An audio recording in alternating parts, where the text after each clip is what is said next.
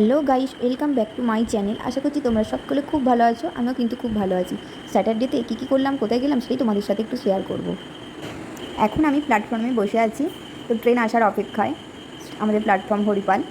তো তারপর ট্রেন এসে গেছে, ট্রেনে উঠে পড়েছি, চলে যাচ্ছি। আর ট্রেনে উঠে আমি একটু তখন ভিডিও করে নিয়েছিলাম। তারপর স্টেশনে নেমে পড়েছি। এবার কোথায় গেছি তোমরা বুঝতে পারছো নিশ্চয়ই। হ্যাঁ, গিয়েছিলাম শেওড়াফুলি মায়ের কাছে। তো তারপর গঙ্গা দেবী মাকে প্রথমে একটু প্রণাম করে নিলাম, তারপরেই চলে এসেছিলাম মায়ের কাছে, মা কালীমার কাছে। তারপর পুজো দিয়ে নিলাম। পুজোর জন্য আমি ডালা নিয়ে নিয়েছি। তো এই যে ডালা নিয়ে আগিয়ে যাচ্ছি। আমি একা কিন্তু না, আমি আর আমার বর দুজনেই ছিলাম।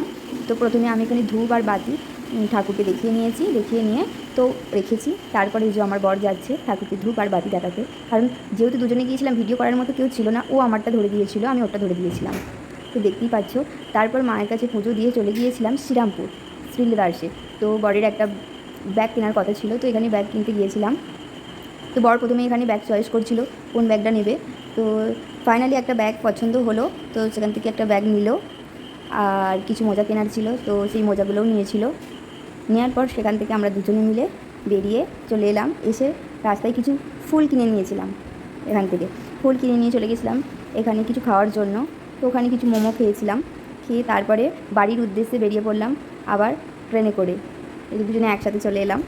তো ভিডিওটা ভালো লাগলে একটা like, comment, share and subscribe.